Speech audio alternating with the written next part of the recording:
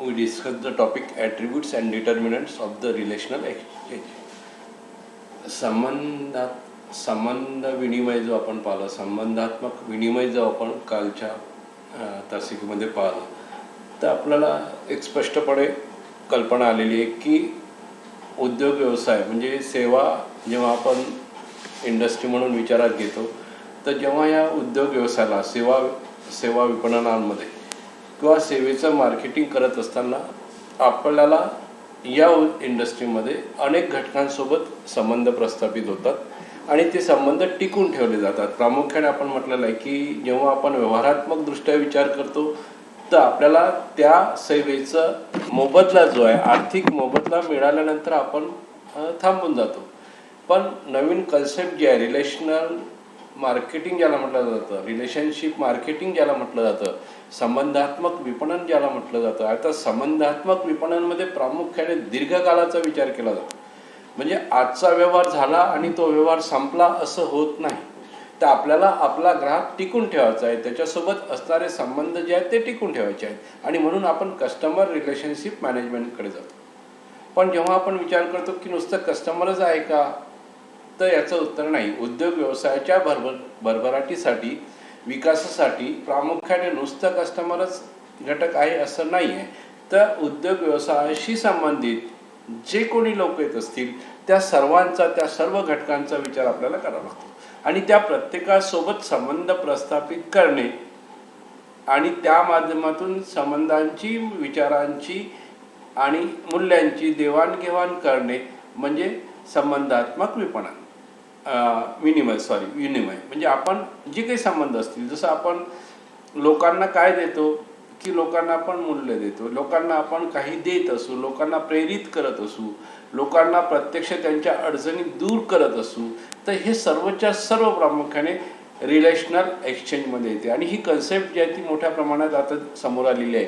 कारण नुसतं व्यावहारिक ट्रान्झॅक्शनल एक्सचेंज करून चालत नाही, व्यवहार करून चालत नाही, तर आपल्याला संबंधसुद्धा तयार करावे लागतात आणि हे संबंध टिकून ठेवावे लागतात. आणि म्हणून प्रामुख्याने रिलेशनल एक्सचेंजला महत्त्व आहे की तुमचे जे संबंध आहेत ते अंतर्गत घटकाशी असो की बाह्य घटकाशी असो, म्हणजे तुमचे ग्राहकाच्या व्यतिरिक्त ज्या लोकांसोबत तुमचे संबंध येतात त्या लोकांचा सुद्धा तुम्हाला ग्राहकांप्रमाणेच विचार करावा लागेल आणि त्यांचे असणारे संबंध प्रामुख्याने तुमच्या उद्योग व्यवसायाला विकासाकडे घेऊन जातात, भरभराटीकडे घेऊन जातात, तुमचा नफा अधिकाधिक होण्याकडे घेऊन जातात आणि म्हणून प्रामुख्याने संबंधात्मक विनिमयाला अधिक महत्त्व आहे. मग आता याला प्रभावित करणारे घटक कोणते आहेत हे प्रामुख्याने आपण पाहणार आहे. हे प्रभावित करणारे जे घटक आहेत त्याचा अभ्यास करताना प्रामुख्याने आपल्याला पुढील गोष्टीचा विचार करावा लागेल की कोण आहेत. की संबंधात्मक विपणनामध्ये जेव्हा आपण विचार करतो की हे संबंधात्मक विपणनामध्ये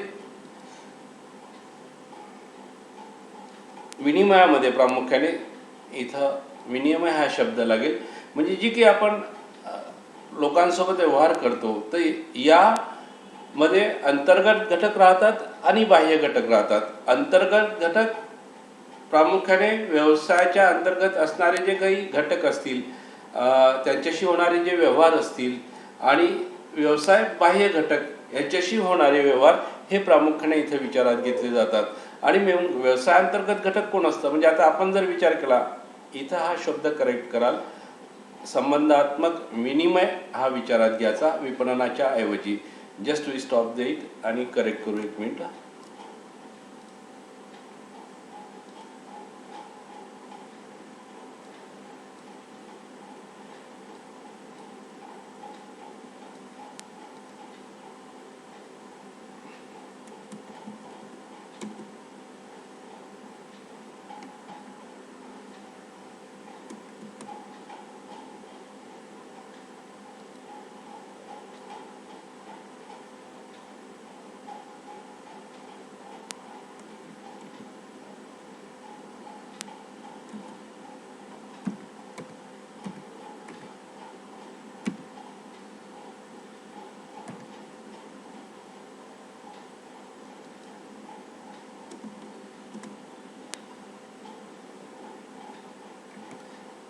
म्हणजे संबंधात्मक विनिमयाचा जेव्हा आपण विचार करतो की हे विनिमय जे आहे म्हणजे एक्सचेंज आहे, आपले जे संबंध असतील हे संबंध लोकांप्रती असणं अत्यंत गरजेचं असतं आणि हे करत असताना आपल्याला ह्या गोष्टी विचारात घ्याव्या लागतात. मग संबंधात्मक विनिमय काय आहे तर इथं आपण विचार करतो की कोणत्याही वस्तू म्हणजे कोणत्याही व्यवसायाची प्रक्रिया सतत स्वरूपाची असते. अनेक वेळा असं होतं की आपले जे घटक आहेत म्हणजे जी घटक प्रामुख्याने आपण विचार घेतो की व्यवसायाची प्रक्रिया सातत्यानं असतं आणि प्रत्येकासोबत व्यवहाराच्या माध्यमातून वेगवेगळ्या घटकांशी आपले संबंध येत असतात आणि त्याचा विचार करून व्यवहाराशी संबंधित असणाऱ्या घटक प्रामुख्याने आपण दोन विभागात विभाजित करतो. एक आहे व्यवसाय अंतर्गत घटक आणि त्याच्याशी होणारे व्यवहार आणि दुसरा आहे व्यवसाय बाह्य घटक आणि त्याच्याशी होणारे व्यवहार. आता व्यवसाय अंतर्गत घटकाचा जेव्हा विचार करता तुम्ही म्हणजे व्यवसायाच्या अंतर्गत जी घटक असतील या प्रत्येकासोबत तुम्हाला संबंध येतातच आणि बाह्य घटकासोबत सुद्धा तुमचे संबंध येतात. म्हणजे संबंधात्मक विनिमयामध्ये प्रामुख्याने जे प्रभावित करणारे घटक असतात मग अंतर्गत घटक जे असतात यांच्यावर कोणाचा प्रभाव असतो आणि बाह्य घटकांवर कोणाचा प्रभाव असतो हे प्रामुख्याने आपल्याला पाहायचं आहे. मग व्यवसाय अंतर्गत घटकामध्ये कोण असतं? व्यवसाय अंतर्गत घटकामध्ये प्रामुख्याने दोन बाबी असतात. एक व्यवसायाचं नियंत्रण राहतं आणि व्यवसाय अंतर्गत कार्यरत असणारे घटक राहतात. म्हणजे व्यवसायावर आपलं नियंत्रण जो व्यवसाय जी सेवा व्यवसाय आपण चालवणार आहे त्यावर संपूर्णतः आपल्याला नियंत्रण राहतं आणि त्या नियंत्रणासाठी आपल्याला मग वेगवेगळे विभाग असतील त्याचं वर्गीकरण असेल विभागीकरण असेल आणि त्या सर्वांना आपल्याला एकत्रितरित्या विचार करावा लागतो. आपली ध्येय धोरणं असतील म्हणजे ह्या सर्व गोष्टींचा जेव्हा आपण विचार करतो तेव्हा आपण व्यवसायाचे नियंत्रण ठेवण्यासाठी जे काही निर्णय घेतले जातील ते व्यवसाय अंतर्गत घटकामध्ये येतात. आणि व्यवसाय अंतर्गत कार्यरत घटक म्हणजे प्रत्यक्ष काम करणारे जी लोक असतात म्हणजे व्यवसायामध्ये जेव्हा आपण विचार करतो की प्रत्यक्ष काम करणारे कोणते घटक असतील कामगार असतील कर्मचारी असतील त्या सर्वांचा विचार करावा लागतो. प्रामुख्याने जेव्हा आपण विचार करू की ह्या व्यवसाय अंतर्गत घटकामध्ये कोण कोण असतं तर कुशल कामगार असतात, अकुशल कामगार असतात, व्यवसायाचे कर्मचारी असतात, प्रशासनाचा स्तर असतो, व्यवस्थापनाची साखळी व तिच्या सर्व प्रक्रियेवर योग्य नियंत्रण राहते. अंतर्गत घटकात महत्त्वाचे म्हणजे कच्च्या मालातून पक्का माल तयार होईपर्यंत सर्व प्रक्रिया होतात. व्यवस्थापकांचे योग्य कार्यक्षम टीम राहतं. गुणात्मकाचे प्रमाण सिद्ध करण्यासाठी स्वतंत्र विभाग राहतो. विक्रय प्रतिनिधीची योग्य निवड करावी लागतं. विपणनासाठी योग्य घाऊक फिरते विक्रेत्याची निवड करावी लागतं. वित्ताचा योग्य सतत पुरवठा करावा लागतो. व्यवसाय उत्पादित सेवांच्या प्रक्रियेच्या दोन क्रिया संपन्न होतात. कार्यक्षम कार्मिक विभागाची स्थापना करावी लागते. कठोर नियंत्रण व योग्य पडताळणीची सोय म्हणजे जे जे प्रशासनासाठी लागतं जे व्यवसाय नियंत्रणासाठी लागतं मग हे सर्व गोष्टी असतात. प्रशासनाचा स्तर असतो म्हणजे मॅनेजर असेल, प्रत्येक विभाग प्रमुख असतील, विभाग प्रमुखाच्या अंडर कर्मचारी असेल, तुमचे कंट्रोलर्स असतील आणि नंतर कामगार असेल. हा जो स्तर असतो या संपूर्णचे व्यवसायाचं नियंत्रण ठरतं. आणि मग इथं प्रत्यक्ष काम करणारा घटक कोणता असतो तर प्रामुख्याने कर्मचारी आणि कामगार ज्याचा प्रत्यक्ष संबंध जो जो व्यक्ती म्हणून जेव्हा आपण विचार करतो म्हणजे जेव्हा आपण एक स्ट्रक्चर म्हणून विचार करू तर त्यात तो स्तर आपल्याला विचारात घ्यावा लागेल किंवा मुख्य कार्यकारी असतील, व्यवस्थापक असेल, त्यानंतर तुमचे विभाग प्रमुख असतील, त्यानंतर तुमचे त्यांच्या अंतर्गत काम करणारे जे काही लोक असतील, कर्मचारी असेल किंवा कामगार असेल. म्हणजे हा जी साखळी आहे ही नियंत्रणाची साखळी राहतं आणि यामध्ये प्रत्येक वेळेस निर्णय हे घ्यावे लागतात. आणि मग हे निर्णय जे असतात हे अंतर्गत घटकामध्ये असतात. म्हणजे व्यवसायाच्या संचालनासाठी नियंत्रणासाठी जे निर्णय घेतले जातात हे अंतर्गत घटकामध्ये असतात. आणि यामध्ये प्रत्यक्ष कार्यरत असणारा घटक म्हणजे मानवी घटक ज्याला आपण काय म्हणू कामगार असेल किंवा कर्मचारी असेल. मग ही जी व्यक्ती आहे या व्यक्तींचा सुद्धा प्रामुख्याने या व्यक्तींवर किंवा या निर्णयावर या नियंत्रणावर प्रभावित करणारे जे घटक असतात त्याला संबंधात्मक विनिमय निर्धारक घटक असं म्हटलं जातं.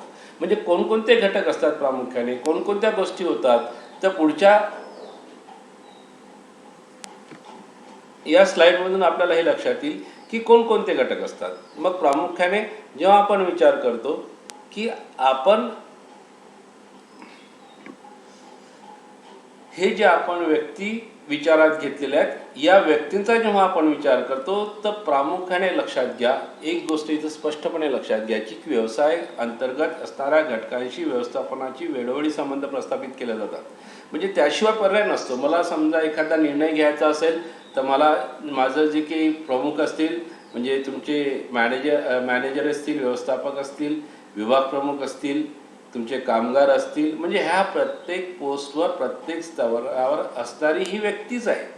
आणि या व्यक्तीसोबत प्रामुख्याने निर्णय घ्यावे लागतात, पॉलिसीज ज्या ठराव्या लागतात, धोरणं जी ठरावं लागतात आणि त्याची अंमलबजावणी जी केली जातं ही प्रामुख्याने या व्यक्तींच्या माध्यमातून केलं जातं.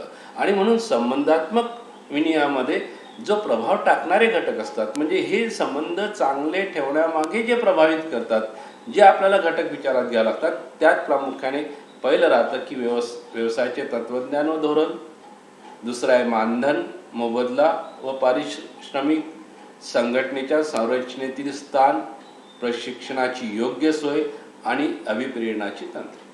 म्हणजे जेव्हा आपण या बाबीचा विचार करू की मला संबंधात्मक विनिमयामधील प्रत्येक घटक अत्यंत चांगल्या पद्धतीनं काम करावं, म्हणजे जे एक्सचेंज आहे, विचारांची देवाणघेवाण जी आहे, एकमेकांशी जे काही आपल्याला देणं घेणं लागतं, हे जे विनिमय होतं, हे जे एकमेकांना देण्या घेण्याची प्रक्रिया चालू असतं, यामध्ये प्रामुख्याने व्यक्ती आहेत. लक्षात घ्यायचं की संबंध हे व्यक्तींवर आधारित आहे.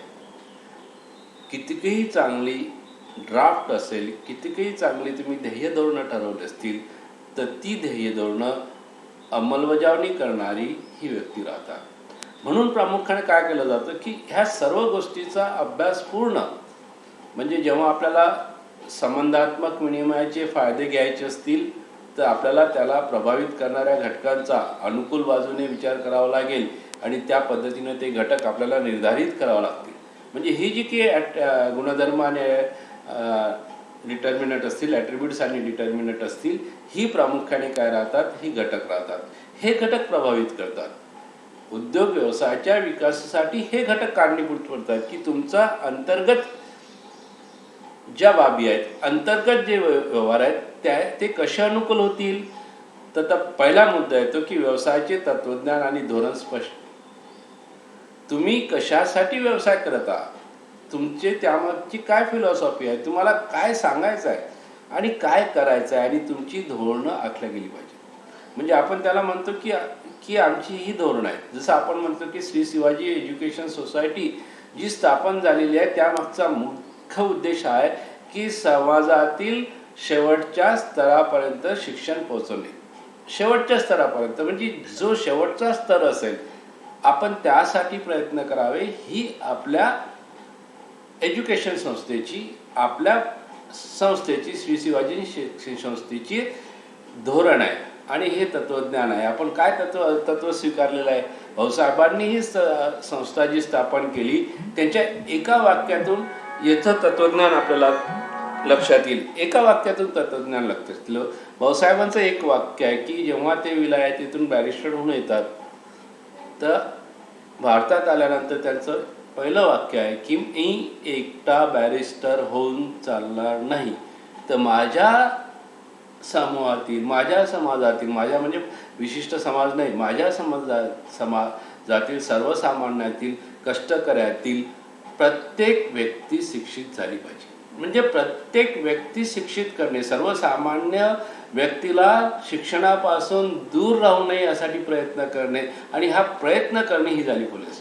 म्हणजे हे जे तत्त्वज्ञान आहे, शिवाजी शिक्षण संस्थेचं तत्त्वज्ञान काय, कोणत्या आधारावर आपली संस्था उभी आहे, तर आपली संस्था उभी आहे की आपल्याला सर्वसामान्य घटकापर्यंत, सर्वसामान्य मग कोणत्याही जाती धर्माचा असो, कोणीही असो, जो सर्वसामान्य आहे त्याच्यासाठी प्रामुख्याने भाऊसाहेबांनी पहिलं पाऊल उचललं आणि त्या ठिकाणी पहिली तट्ट्याची शाळा जी आहे ती अमरावतीमध्ये सुरुवात झाली. मग जेव्हा ती फिलॉसॉफी आपण विचार करतो, त्यांचं काम विचारात घेतो, तर ही फिलॉसॉफी प्रामुख्याने अंतर्गत घटकांमध्ये काम करणाऱ्या लोकांना माहीत असायला पाहिजे. जसं मी म्हणेल की मला माहीत असायला पाहिजे की माझी संस्था कशी उभी राहिली. माझी संस्था प्रोफेशनल आणि नफा कमावण्यासाठी आहे का फक्त, तर माझी संस्था नफा कमावण्यासाठी नाही, ही प्रामुख्याने माझ्या डोक्यात असलं पाहिजे. मला कोणासाठी काम करायचं आहे, मला सर्वसामान्य कुटुंबातील जी लोक विद्यार्थी माझ्याकडे येतात त्यांच्यासाठी काम करायला लागेल. म्हणजे ही जी फिलॉसॉफी आहे ही तुम्हाला तुमच्या वर्क कल्चरसाठी कामी पडते. म्हणजे तुमच्यामध्ये जे काही वर्क कल्चर येईल, काम करण्याची जी पद्धत असेल, संस्कृती असेल, ही कधी येईल तुमच्यामध्ये, ज्या वेळेस त्या कर्मचाऱ्यांना, त्या कार्यकाला अंतर्गत प्रत्येक घटकाला याची कल्पना असेल. ही त्याच्या मनामध्ये, डोक्यामध्ये नाही, मनामध्ये ती उतरली पाहिजे. मनामध्ये उतरून जेव्हा तो प्रत्यक्ष कामाला सुरुवात करेल तर त्याच्या कामाचं जे काही आउटपुट आहे ते चांगलं येईल. धोरणं, जी संस्थेने धोरणं ठरवलेली आहेत त्या धोरणाची अंमलबजावणी प्रामुख्याने आपल्याला करायला लागतं. म्हणजे प्रत्येक उद्योग आणि सेवा जेव्हा आपण विचारात घेतो हे विशिष्ट कामासाठी तयार झालेले असतात. त्यांची स्वतःची फिलॉसॉफी असते, म्हणजे तत्त्वज्ञान असते की या आधारावर, या गोष्टीवर आपण उभा आहोत आणि त्याच्यासाठी धोरणं आखली जातात. आणि ही सर्व धोरणं संबंधित व्यक्तींना जे अंतर्गत व्यवसायामध्ये काम करतात, प्रामुख्याने या प्रत्येक कर्मचाऱ्याला आणि कामगाराला माहीत असायला पाहिजे. दुसरं महत्त्वाचं असतं की मानधन, मोबदला आणि पारिश्रमिक. प्रत्येकाला त्याच्या कामाचा मोबदला हा मिळालाच पाहिजे. लक्षात घ्या, व्यक्ती कधी समाधानी असेल, त्याच्या कामाचा मोबदला जेव्हा त्याला मिळत असेल, जे काही ठरला असेल, जो काही असेल, जो देय असेल, तो मोबदला त्यासोबत दिला गेला पाहिजे. मग त्याच्यासाठी काय करावं लागतं की आपले जे कर्मचारी असतील यांना काय अपेक्षित आहे, किती लाभ अपेक्षित आहे, मानधन किती हवं आहे, मोबदला किती हवा आहे, जे काही ठरवायचं असेल ते योग्य पद्धतीने टू वे कम्युनिकेशन, ज्याला निगोशिएशन म्हणतात, की एकमेकांशी चर्चा करून त्या पद्धतीने जेव्हा होईल. आता ठीक आहे, आपल्या इथं जी पॉलिसी आहे ती गव्हर्नमेंट डिसाईड करतं आणि त्या पद्धतीनं आपल्याला ते पगार आणि सर्व गोष्टी मिळतं. पण एखादा नवीन माणूस, तुम्हाला जर तुमची सेवा स्वतः उद्योगधंदा सुरू करत असाल, कोणत्याही प्रकारचं फायनान्शियल स्टेटस सपोर्ट तुम्हाला गव्हर्नमेंटकडून नसेल, तर तुम्हाला असं ठरवावं लागेल की हा पगार या कामासाठी आहे, हे पारिश्रमिक या कामासाठी आहे. तुम्ही मॅनेजर आहात तर तुम्हाला या रेंजमध्ये पगार राहील, तुम्ही कर्मचारी आहात या रेंजमध्ये राहील, तुम्ही कामगार आहात या रेंजमध्ये राहील. या ठिकाणी त्याच्या कामाचा मोबदला ठरविल्यानंतर तो समाधानी राहील याचा प्रयत्न केला जातो. दोन्ही बाजूने विचार केला जातो. उद्योगाला ते परवडलं पाहिजे, सेवा देणाऱ्या इंडस्ट्रीला ते परवडलं पाहिजे, सोबतच जो प्रत्यक्ष सेवा देणारा आहे, जो घटक आहे, तो सुद्धा समाधानी असला पाहिजे. म्हणजे इथं गोष्ट असतं की संबंधात्मक विनिमयामध्ये ही देवाणघेवाण, विचारांची देवाणघेवाण याबाबतीत व्हायला पाहिजे. तिसरं असतं की संघटना संरचनेतील स्थान. आपण ज्या व्यक्तींची नियुक्ती करतो, म्हणजे बरेचदा असं होतं की एखादे पॉलिसीज असतात की कोणाला कोणतं काम द्यायचं, तर मग आपण त्या कामाची एक पद्धती ठरवतो की ज्याला जे आवडतं ते काम प्रामुख्याने दिलं, किंवा ज्याच्यामध्ये जे गट्स आहेत ते जर काम आपण प्रामुख्याने त्या व्यक्तीला दिलं तर उद्योग व्यवसायाची भरभराट होते. म्हणजे नेहमी लक्षात घ्या की प्रत्येक व्यक्ती गुणवैशिष्ट्यानुसार भिन्न आहे. प्रत्येक व्यक्तीजवळ त्याचे वेगवेगळे स्किल्स आहेत. मग सेवा उद्योगांमध्ये काम करत असताना त्या स्किलचा, त्याच्या गुणवैशिष्ट्याचा, त्या व्यक्तीच्या गुणवैशिष्ट्यांचा विचार करून जेव्हा आपण त्याची निवड करतो आणि जेव्हा तो कालांतराने आपल्याकडे काम करत असतो, चांगल्या पद्धतीने काम करत असतो, आणि मग त्याची अपेक्षा असतं की या संघटनेच्या संरचनेत आपल्याला विशिष्ट स्थान असावं. मी जर 10 वर्ष एखाद्या ठिकाणी काम करत असेल तर मला वाटतं की माझं बढती व्हावी, मला हे काम मिळायला पाहिजे. आणि जेव्हा मला ते काम मिळत नाही त्यावेळेस प्रामुख्याने नाराजीला सुरुवात होते. आणि हे अभ्यासलं गेलं पाहिजे की कोण व्यक्ती कशा पद्धतीनं काम करत आहे आणि त्याला कुठं ठेवायचं. म्हणजे ही जी प्रामुख्याने घटक, आता ठीक आहे गव्हर्नमेंटच्या काही पॉलिसीज असतात की 10 वर्ष झाली की प्रमोशन, मोठा झाला की अजून मोठा काम कर की नको करू, पण खाजगी उद्योग आणि व्यवसायांमध्ये हे नाही चालत. खाजगी उद्योग आणि व्यवसायांमध्ये प्रामुख्याने तुम्हाला तुमच्या कामाची जी काही मेहनत आहे ती त्यात ओतावी लागते. तुम्हाला तुमचं काम दाखवावं लागतं. काय टार्गेट्स असतात ते टार्गेट अचीव करा आणि तुम्ही नेक्स्ट पोस्ट घ्या असं ठरतं. म्हणजे बरेचदा असं होतं की जे कामच करत नाहीत हे कर्मचारी मागं राहतात आणि जे चांगल्या पद्धतीने लीड काम करतात, दिलेल्या जबाबदाऱ्या पूर्ण करतात आणि ते पुढं जातात. आणि हे दिलेल्या जबाबदाऱ्या पूर्ण करणारे, कार्यसंस्कृतीप्रमाणे काम करणारे जे व्यक्ती असतात यांना संरचनेत योग्य ठिकाणी जर स्थान दिलं तर त्यांचं मनोबल वाढतं, आणि जिथं मनोबल वाढतं तिथं प्रामुख्याने चांगल्या पद्धतीनं त्या ठिकाणी उद्योग व्यवसाय समोर येतो. तिसरा आहे प्रशिक्षणाची योग्य सोय. नेक्स्ट आहे प्रशिक्षणाची योग्य सोय. म्हणजे तुम्हाला वेळोवेळी प्रशिक्षणाची गरज लागते. एक लक्षात घ्या, IT च्या युगात, टेक्नॉलॉजीच्या युगात, स्पर्धेच्या युगात तुम्हाला मी आहे म्हणून चालत नाही. बाजारपेठेमध्ये काय आणि मला त्या पद्धतीनं तयार व्हावं लागतं. म्हणजे मी जेव्हा विचार करतो, माझा कर्मचारी जेव्हा विचार करतो, तर माझ्या कर्मचाऱ्याला मला बाजारपेठेच्या गरजेप्रमाणे तयार करावं लागतं. आज असं नाही म्हणता येणार की मला कॉम्प्युटर हाताळता येत नाही, फेकून द्यावं लागेल बाहेर उचलून. कारण प्रत्येक गोष्ट त्या त्या कालावधीत ती बाब अत्यंत महत्त्वाची असते. उद्या एखाद्यानं म्हटलं की मला ईमेल नाही ओपन करता येत, आज असं नाही म्हणू शकत. तुम्ही सुद्धा आज असं म्हणू शकणार नाही की मला ईमेल अकाउंट येत नाही, मला इंटरनेटचं सर्च करता येत नाही. म्हणजे ज्या काही गोष्टी असतात त्या त्या कालावधीनुसार आपल्याला बदलावं लागतं. जसं आता आमच्या वेळेस कम्प्युटर होतं का? नाही. आम्हाला प्रशिक्षण घ्यावं लागलं. का प्रशिक्षण घ्यावं लागलं? कारण स्पर्धेमध्ये, बाजारपेठेमध्ये उभं राहण्यासाठी त्या गरजेची होती. म्हणजे वयाच्या 40व्या वर्षी जेव्हा आम्ही प्रशिक्षण घेतो त्यावेळेस लक्षात येतं की ही गरज आहे, काळाची गरज आहे.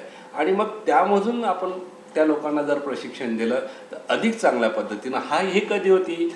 जेव्हा आपण संबंध ठेवल्या जातात, जेव्हा दोन्ही बाजूनं योग्य बाजूनं विचार केला जातो आणि काय गरज आहे चर्चा होऊन. म्हणजे नुसतं लादलून चालत नाही. एखाद्या कर्मचाऱ्यावर, काम करणाऱ्या व्यक्तीवर, कर्मचाऱ्यांवर, कामगारावर एखादी गोष्ट लादून होत नाही, तर त्याला सांगावं लागतं, समजून घ्यावं लागतं, परिस्थितीची बाबी सांगावं लागतात की बाबा ही परिस्थिती आता बदललेली आहे, आपल्याला या पद्धतीनं तयार व्हायचं आहे. आणि मग त्या पद्धतीचे प्रशिक्षण त्याच्याकडून त्याला दिले जातात आणि योग्य त्या पद्धतीनं प्रामुख्याने निर्णय घेतले जातात. नेक्स्ट आहे अभिप्रेरणाची तंत्र. सर्वात महत्त्वाचं की जर व्यक्तीला काही मोटिवेट करत असेल, अभिप्रेरित करत असेल तर ती असतात अभिप्रेरण. ती बाब असते अभिप्रेरण. एखाद्या चांगल्या कामाचं तुम्ही कौतुक करा, ॲप्रिशिएट करा त्याचं वर्क, तो अभिप्रेरित होईल, त्याला चांगलं समाधान मिळेल, आपल्या कामाचं कोणीतरी कौतुक केलं असं त्याला वाटेल. ही झाली एक बाब. किंवा तुम्ही त्याला आर्थिक काही बाबी द्या.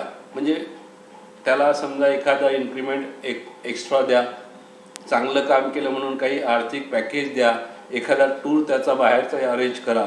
म्हणजे ज्या माध्यमातून तो अभिप्रेरित होईल. त्यांनी केलेल्या कामाचा मोबदला वेतनाव्यतिरिक्त, विशिष्ट कामासाठी मिळणाऱ्या पैशाव्यतिरिक्त जेव्हा एखादी गोष्ट आपल्याला अधिक मिळतं त्यावेळेस अभिप्रेरित होतो. लोकांना अभिप्रेरित करणं गरजेचं आहे. तुमच्यामधील जेव्हा आम्ही सुद्धा विचार करतो की तुमच्या चांगल्या गुणांचं आम्ही नेहमीच कौतुक करतो. जसं आता मी म्हणेल की मला आनंद या गोष्टीचा आहे की आपण एक कन्सेप्ट मागच्या वर्षी राबवायला सुरू केली, 2 वर्ष झाले, की M.Com.च्या मुलांनी रिसर्च पेपर तयार करायचे.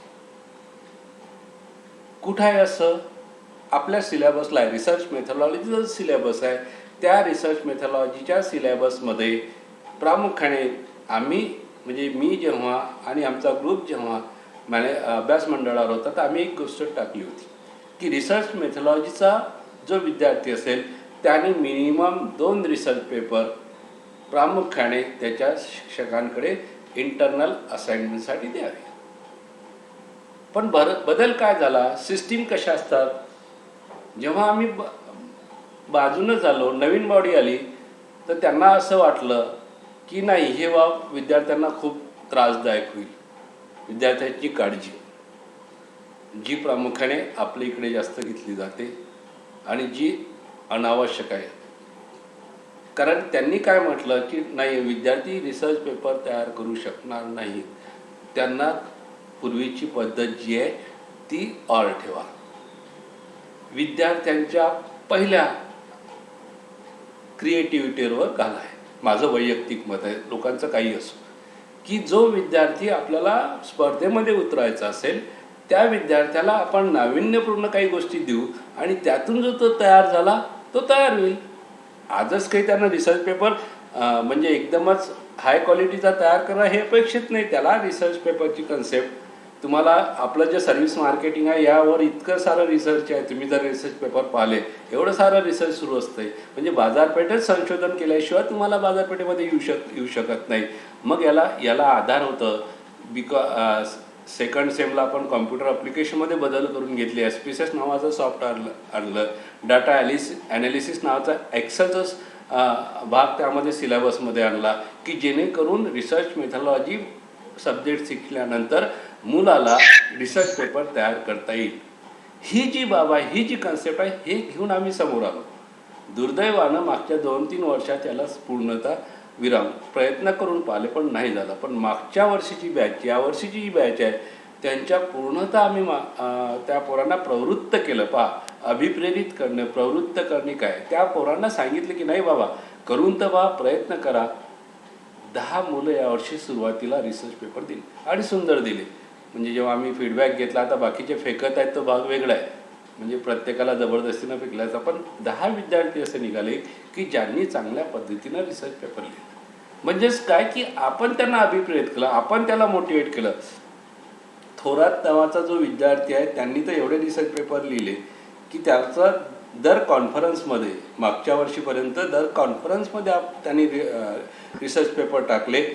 प्राध्यापकांच्या असणाऱ्या कॉन्फरन्समध्ये त्यांनी रिसर्च पेपर टाकले. फर्स्ट टाईम मला तर वाटते की पूर्ण आपल्या विद्यापीठात असेल की कॉमर्सच्या विद्यार्थ्यांनी रिसर्च पेपर कॉन्फरन्समध्ये टाकले. MBAच्या विद्यार्थ्यांनी टाकले असतील, पण वाणिज्याच्या विद्यार्थ्यांनी रिसर्च पेपर टाकले. आपण अभिप्रेरित केलं, त्याचा गौरव केला, त्याला बेस्ट रिसर्चर म्हणून या 26 जानेवारीला आपण त्याला अवॉर्ड दिला. बेस्ट रिसर्चर हे जे अभिप्रेरित करणं असतं, हे जे तुम्हाला प्रेरणा देणारं असतं, ही प्रेरणा इतरांना आणि त्यालासुद्धा कामी पडतं. म्हणजे अशा स्वरूपाचे तंत्र जे आहे, अशा स्वरूपाच्या ज्या बाबी आहेत त्याला अभिप्रेरण म्हटलं जातं. अभिप्रेरण म्हणजे काय, एखादी गोष्ट करण्यासाठी प्रवृत्त करणे, प्रोत्साहन करणे. मग ती त्याला एकतर अभिप्रेरित कशाच्या माध्यमातून होतो, एक तर त्याचं कौतुक करा, त्याला अवॉर्ड द्या किंवा त्याला आर्थिक मोबदला द्या. कर्मचाऱ्यांच्या बाबतीत प्रामुख्याने सॅलरीपेक्षा अधिक जर काही एखादा इन्सेंटिव्ह भेटले तर आपण आनंदी असतो. बोनस भेटलं तर आनंदी असतो. हे बोनस किंवा इन्सेंटिव्ह कधी, जेव्हा तुम्ही चांगल्या पद्धतीने काम करत असाल. म्हणजे अशा स्वरूपाची जर आपण तंत्र अवलंबिले तर आपला संबंधात्मक विनिमयामध्ये प्रामुख्याने अधिक चांगले संबंध निर्माण होऊ शकतात आणि एक्सचेंज जे आहे, विनिमय जो आहे तो अधिक चांगल्या पद्धतीने होतात. यासोबतच दुसरा पॉईंट येतो की बाह्य घटक. म्हणजे जेव्हा आपण बाह्य घटकाचा विचार करतो तर बाह्य घटकांमध्ये प्रामुख्याने संपूर्ण व्यवसायाच्या बाहेर जी लोक असतात, म्हणजे ज्यांचा व्यवसायाशी संबंध असतो पण ते अंतर्गत बाब नसतात, जे व्यवसायाच्या नियंत्रणात नसतात.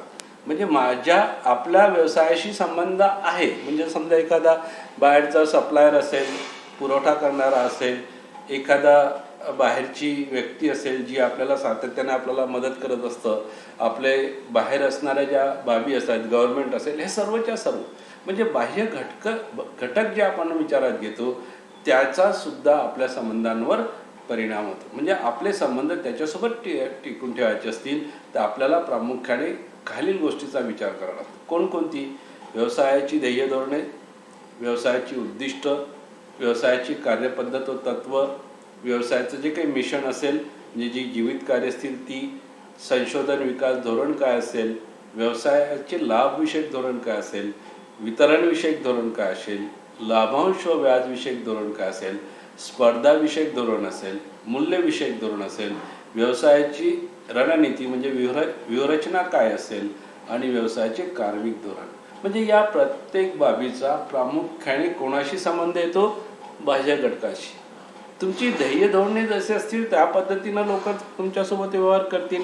ती स्पष्ट असायला पाहिजे, ती त्यांना समजायला पाहिजे. जी काही उद्दिष्ट असतील, जी काही तुमची कार्यपद्धती असतील, ह्या सर्वच्या सर्व गोष्टी, म्हणजे ह्या गोष्टी जेवढ्या चांगल्या पद्धतीनं लोकांपर्यंत बाह्य घटकांसोबत आपण ठेवू, जेवढ्या चांगल्या पद्धतीने ह्या सर्व गोष्टी त्यांना समजून येतील, समजतील किंवा त्या पद्धतीनं सकारात्मक विचार आपण करू, तेवढे त्या पद्धतीनं काय होतील, आपले संबंध हे दृढ होतील. संबंधात्मक विनिमयामध्ये प्रामुख्याने एक बाब असते की आपले संबंध दृढ होणं आणि मग एक्सचेंज जे आहे, म्हणजे हे सर्वच्या सर्व घटक ही जी आहेत ही डिटर्मिनंट्स आहेत, ही कारक आहेत की जी आपल्याला प्रामुख्याने मोटिवेट करतात, जी आपला उद्योग व्यवसाय भरभराटीकडे घेऊन जातात. धोरणं चांगली असायला, ध्येय धोरणं त्यांना स्पष्टपणे समजायला पाहिजेत. व्यवसायाची जी कार्यपद्धती आहे, आपण कशा पद्धतीनं काम करतो. जसं आता काही गोष्टी असतात, एक छोटंसं उदाहरण मी तुम्हाला सांगतो की व्यवहारामध्ये आपण ठरवलेल्या ज्या बाबी असतात त्या योग्यच असतात. जसं आपण आपल्या महाविद्यालयामध्ये एक गोष्ट आहे की आपण इंटरनलचे मार्क्स एक ठरवलं की इंटरनलचे मार्क्स जोपर्यंत तो विद्यार्थी इंटरनल सबमिट करत नाही तोपर्यंत द्यायचे नाही. म्हणजे इथं काय होतं की आपण धोरण ठरवलं की आपली एज्युकेशनल इन्स्टिट्यूट आहे, विद्यार्थ्यांना जे काही आहे बाह्य घटकांना ही गोष्ट माहीत व्हायला पाहिजे की हे असं पद्धत आहे. मग ही धोरणं आहेत, विद्यापीठाची सुद्धा धोरणं आहेत की इंटरनल असेसमेंटचे मार्क कधी, जेव्हा तो सादर करेल तेव्हा. पण लोकांच्या अशा अपेक्षा असतात की न येता सुद्धा दिले तर काय होतं, तुमच्यासाठी आहे. पण आपण तसं बदलायचं का, तर आपण बदलणार नाही. कारण त्यामध्ये जे विद्यार्थ्यांना आपल्याला तयार करायचं असतं, जे विद्यार्थ्यांकडून करून घ्यायचं असतं, त्या उद्दिष्टाला तळा जातं. म्हणजे विद्यापीठाचा उद्देश काय इंटरनल असाइनमेंटमध्ये की सातत्यानं तुम्ही त्या इव्हॅल्युएशन प्रोसेसमध्ये असावं. म्हणजे सातत्यानं तुमचं इव्हॅल्युएशन होतं. जसं काल तुम्ही टेस्ट दिली, टेस्ट घेण्यामागचा उद्देश काय की तुम्हाला ती प्रत्येक गोष्ट सातत्यानंच तुमच्या जवळ असावी. म्हणजे तुम्ही जे शिकलाय, तुमची काय तुम्ही कुठं आहात त्या शिकण्यात, तुम्हाला किती समजलेलं आहे, हे प्रामुख्याने मार्क हा डिफरंट पार्ट असतो. म्हणजे ही गोष्ट प्रामुख्याने आणि ही पद्धती जोपर्यंत आपण बाहेर घटक असतात, जे स्टेक होल्डर असतील, जे आपल्या अंतर्गत नाही आहे, तुम्ही या विद्यार्थ्यांना समजायला पाहिजे, त्यांच्या पालकांना समजायला पाहिजे, समाजाला समजायला पाहिजे. आणि हे सर्व गोष्टी आपलं मिशन काय आहे, आपली कशासाठी आपलं मिशन आहे. जसं आपण म्हटलं की to work for the downward people, शेवटच्या घटकापर्यंत काम करणे हे मिशन आहे संस्थेचं. मग आपलं संशोधन विकास धोरण आहे का, मग येणाऱ्या अडचणींवर मात करण्यासाठी तुमचं काय धोरण आहे, हे सुद्धा लोकांपर्यंत जेव्हा जातं. लाभांश व्याज विषयक धोरण काय आहे, म्हणजे आता समजा आपल्याला जे मिळणारा लाभांश असेल, व्याज असेल, आपले जे बाह्य घटक असतात आपल्याकडे कधी येतील, इन्व्हेस्टमेंट कधी करतील, जेव्हा त्याला हे चांगलं दिसेल, व्यवस्थित दिसेल. म्हणजे ह्या प्रत्येक गोष्टीचा, म्हणजे हे जे दिलेले मुद्दे आहेत या प्रत्येक गोष्टीचा, इव्हन तुमच्या व्यवसायाचे कार्मिक विषयक धोरण कसं आहे, लोकांकडून काम करण्याची प्रवृत्ती, तुमच्या कर्मचाऱ्यांसाठी तुमच्याकडे काय, म्हणजे जेव्हा लोक तुमच्याकडे काय येतात. जसं आपण म्हणतो की टाटा TCS मध्ये काम करणं आजचा तुमचा युवक वर्ग खुश असतो, कारण TCS त्यांच्या कर्मचाऱ्यांची सर्व काळजी घेतो. म्हणजे एखाद्या कर्मचारी या पेंडाईकमध्ये तर 1-2 उदाहरण सुरुवातीला आले की त्या कर्मचाऱ्याच्या घरी टाटा स्वतः जातात आणि त्याची काय प्रॉब्लेम आहे ते सॉल्व्ह करतात. म्हणजे ह्या स्वरूपाची जे काही धोरणं असतात, कर्मचाऱ्यांविषयी असणाऱ्या ज्या पॉलिसीज असतात, ह्या सर्व धोरणाचा तुमच्या संबंधात्मक विनिमयामध्ये सकारात्मक परिणाम होतो. हे सर्व गोष्टी प्रामुख्याने तुमचं संबंधात्मक विनिमय जे असतं, हे विनिमय योग्य पद्धतीने पुढे नेण्यासाठी, उद्योग व्यवसाय काढण्यासाठी उपयुक्त ठरतं. आणि ह्या सर्व गोष्टी, हे सर्व घटक प्रामुख्याने विचारतात. एक दुसरा मुद्दा प्रामुख्याने इथं आपल्याला विचारात घ्यायचा आहे की आपण हे जे पाहिलं, म्हणजे जे काही घटक आहेत, जे ज्याच्या माध्यमातून आपला उद्योग व्यवसाय, आपला संबंधात्मक विनिमय जे आहे ते प्रभावित होतं, ते घटक आपण पाहिलेले आहेत.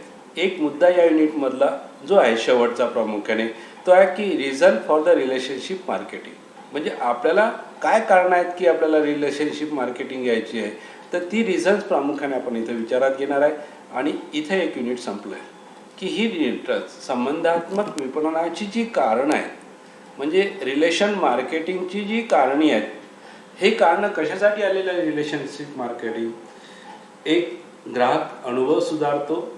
2, ग्राहकांना उत्तम अभिप्राय मिळवण्याची हमी ग्राहकांकडून. 3, संदर्भ तयार करता येतात. 4, ग्राहकांच्या गरजा तुम्हाला माहीत होतात. 5, नवीन व्यवसाय कल्पना तुमच्याकडे येतात.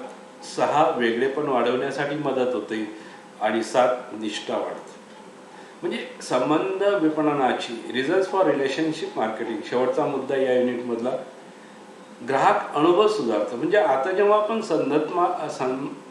संबंध विपणन विचार करतो, संबंधात्मक विपणन विचार करतो, रिलेशनशिप मार्केटिंग ज्याला म्हटलं जातं, तर ट्रॅडिशनल मार्केटिंगपेक्षा रिलेशनशिप मार्केटिंग का लिहिली आहे?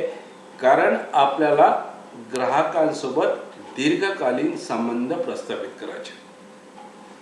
आता जो ग्राहक आहे, पहिल्यांदा जो ग्राहक आपल्याकडे जुळला आली, पहिल्या व्यवहारातून जुळलेला ग्राहक हा आपण जुळवून ठेवण्याचा प्रयत्न करतो आणि टिकून ठेवण्याचा प्रयत्न करतो. मग या रिलेशनशिप मार्केटिंगमुळे काय होतं, संबंधात्मक विपणनामुळे काय होतं की आपण ग्राहकांशी सातत्याने संपर्कात राहतो आणि संपर्क असल्यामुळे एकमेकांना विनिमय एक्सचेंज करत असल्यामुळे संबंध त्या ठिकाणी आपण ठेवत असल्यामुळे ग्राहकांचा अनुभव सुधारतो. ग्राहक अनुभव सुधारते म्हणजे जे ग्राहक आहेत त्यांना चांगल्या पद्धतीनं अनुभव येतो. आपल्या सेवा चांगल्या पद्धतीनं त्यांच्यापर्यंत आपण देऊ शकतो. ज्या काही अडचणी असतील त्या अडचणी आपण त्यातून दूर करू शकतो. म्हणजे एखाद्या ग्राहकांनी आपल्याकडे जेव्हा आपण प्रत्यक्ष संबंध येतात, ग्राहकांशी जेव्हा संवाद साधला जातो, तर ग्राहक सांगतील की ह्या अडचणी आम्हाला आहेत. मग आपण त्यात सुधारणा करतो आणि हे सुधारलेली बाब ग्राहकांपर्यंत पुन्हा जातं.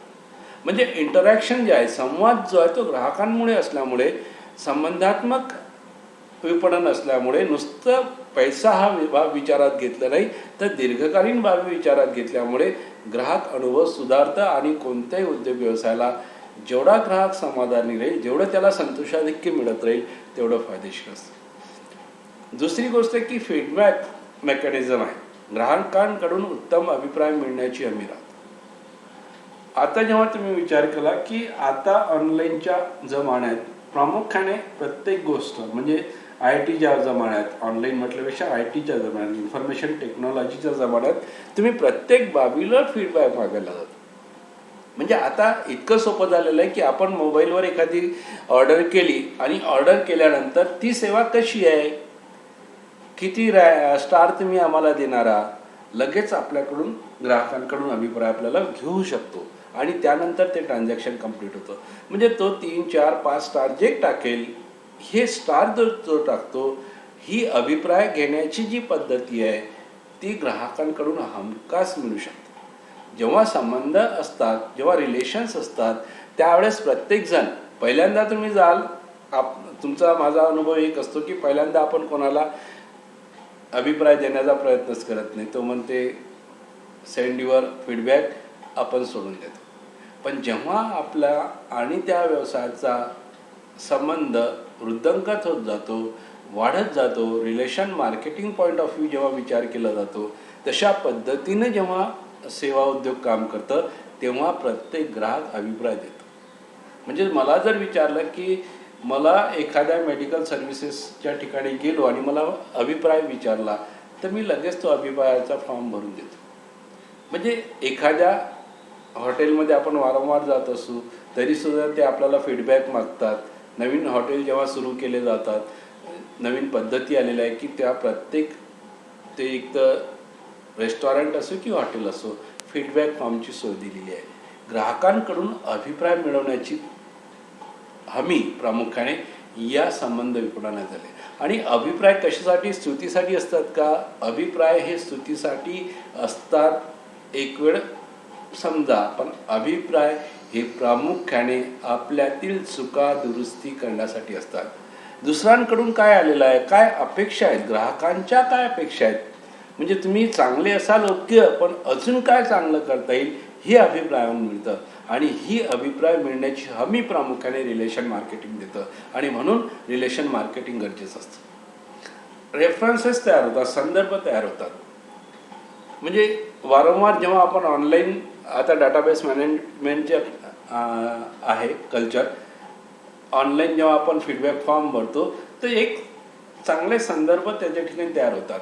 म्हणजे मला कारण नसताना सुद्धा एखादा हॉटेलवाला मी 3-4 वेळ जर त्याच्याकडे व्हिजिट केलो आणि त्याच्याकडे ऑनलाईन जर बुकिंग केली, तर मला तो मेसेज पाठवतो की आज ह्या पद्धतीचं आमच्याकडे आहे. रेस्टॉरंटवाला पाठवतो की ही आज आमची डिश आहे, नव्यानेच आलेली आहे, प्लीज फॉलो. कसं तयार झालं? कारण ती सेवा देत असताना एक संदर्भ तयार झाला, कस्टमरची लिस्ट तयार झाली, त्याच्या आवडीनिवडी आहे.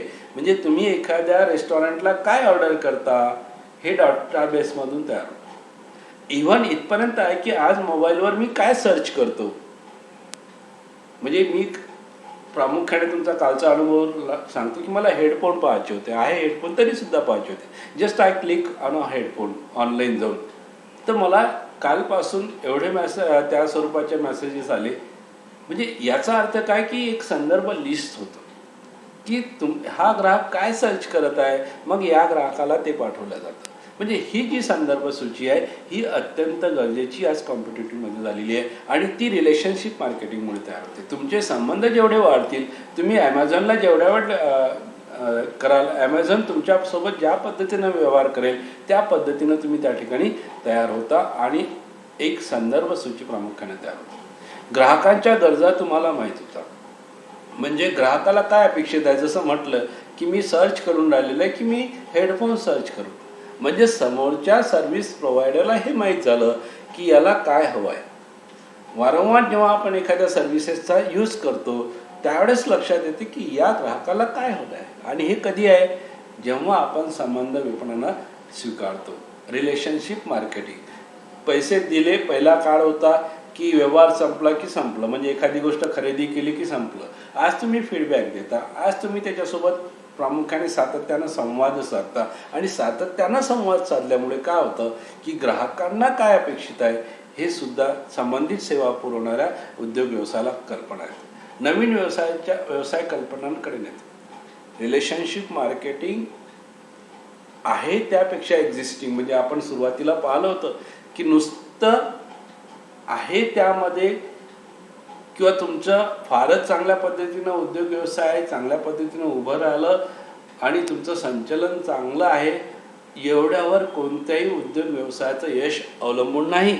तर नाविन्यपूर्ण काय तुम्ही देता, भविष्यात काय नवीन येणार आहे आणि त्या पद्धतीनं तुमच्याकडे काय अपडेट्स आहेत, त्या पद्धतीनं तुमच्याकडे काय रिसर्च आहे, संशोधन आहे, या नवकल्पनांना प्रामुख्याने अधिक महत्त्व आहे. म्हणजे जेव्हा आपण विचार करतो की माझा परंपरागत व्यवसाय, मला तो कुठेतरी एका मोडला टर्न करावा लागतो आणि मी जर त्या परिस्थितीशी सामावून घेणारे निर्णय घेतले नाही तर मी त्या व्यवसायाकडून बाहेर पडतो. म्हणजे बरेच सारे उद्योग व्यवसाय आपण पाहतो की जसं आता आपण म्हटलं की ज्या टायपिंग इन्स्टिट्यूटची सेवा देणाऱ्या ज्या संस्था होत्या त्या कम्प्युटरकडे वळल्या नाही तर त्या तशाच आहेत. म्हणजे आहेत जिवंत, पण त्यांचं असणारं प्रॉफिट हे कमी झालेलं आहे. ज्यांनी यामध्ये केला, म्हणजे काही नावं आपल्यात असे होते की बिनधास्त तोच टायपिंगवाला चांगला आहे, पण ज्यांनी बदल केला नाही ते आज यातून बाहेर पडलेले आहेत. ज्यांनी कॉम्प्युटराईजकडे बदल केला, कॉम्प्युटराईज कॉम्प्युटिंगकडे बदल केला, तिथं उद्योग व्यवसायांमध्ये आपण बदल आणला, त्या ठिकाणी प्रामुख्याने ते जिवंत आहेत. म्हणजे नवीन कल्पना एखादा उद्योग व्यवसाय, जसं आपण टुरिझम इंडस्ट्रीचं पाहिलं, टुरिझम इंडस्ट्रीमध्ये सुद्धा सातत्यानं नवनवीन कल्पना येतात. परंपरागत ज्या काही यात्रा होत्या त्या यात्रा संपल्या, म्हणजे सुरुवात झालेली आहे की यात्रांच्या माध्यमातून टुरिझम होतं. हळूहळू बदल झालेले आहेत, बाहेरच्या जगामध्ये बदल झालेले आहेत, लोक बाहेर पडायला सुरुवात आहेत. ज्या श्रीमंतांसाठी असणाऱ्या ज्या काही गोष्टी होत्या त्या पलीकडे व्यवसाय गेलेला आहे. सर्वसामान्य लोकांसाठी सुद्धा त्या व्यवसायानं नवीन नवीन कल्पना आणल्या. म्हणजे सर्वसामान्यांनी पर्यटनाला जावं ही कल्पना प्रामुख्याने नाविन्य म्हणून या काही दिवसांमध्ये समोर आली. म्हणजे येणारा काळ हा प्रत्येक नवीन कल्पना घेऊन येत असतो आणि हे कधी होतो, हे रिलेशन ग्राहक सांगतात की हे असं केलं तर होऊ शकतं. ग्राहकांकडून काहीतरी आपल्याला नाविन्याने काही गोष्टी अशा दिसून येतात की ग्राहकांना काय पाहिजे हे त्या स्पष्ट करत असतात. आता लॉकडाऊनच्या काळात होम डिलिव्हरी ही कन्सेप्ट आली. म्हणजे पहा, व्यावसायिक संबंध, ग्राहकांशी असणारे संबंध तुम्ही कसे दृढ करता. जसं मी म्हटलं की मी एका हॉटेलला जेव्हा गेलो तर धाबा काहीतरी त्याला नाव आहे, तर त्या हॉटेलच्या काउंटरनी जो आहे, रिसेप्शनिस्ट जो आहे, त्याने मला सांगितलं की तुम्ही आता यायचं काम नाही, तुम्ही जस्ट कॉल करा, आम्ही तुमची ऑर्डर तुमच्या घरी पोहोचून देऊ.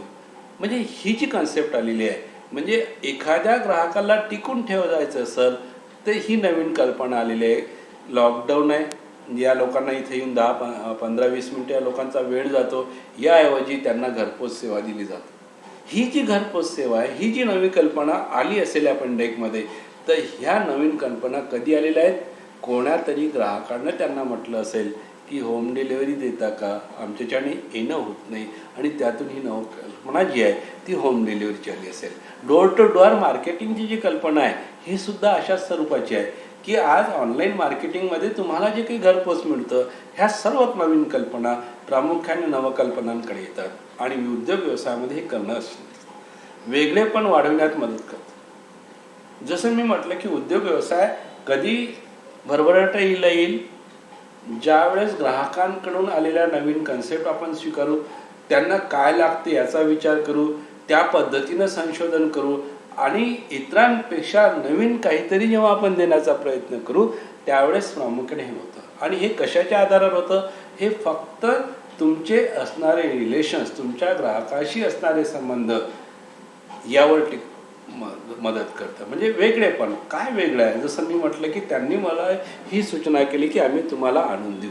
म्हणजे होम डिलेवरी जेव्हा मला म्हटलं जातं, म्हणजे मेडिकल सर्व्हिसेससुद्धा आज काही मेडिकलची दुकानं आहेत, जस्ट तुम्ही त्याला व्हॉट्सॲप करा प्रिस्क्रिप्शन, ते तुम्हाला घरपोच आणून देतात. ही जी वेगळं आहे, काही रूढ जे आहेत ते नाही ते करणार, पण काही लोकांनी हे स्वीकारलेलं आहे की लोकांना घरापर्यंत मेडिकलच्या सेवेस द्यायच्या.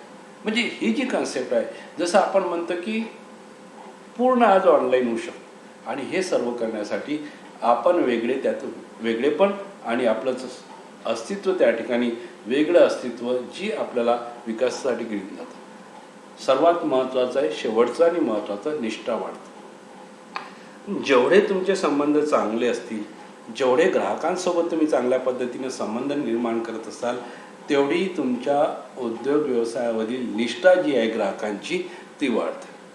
म्हणजे मी जर ग्राहकांच्या अडचणी दूर करण्याचा प्रयत्न केला तर निश्चितच फायदा होईल.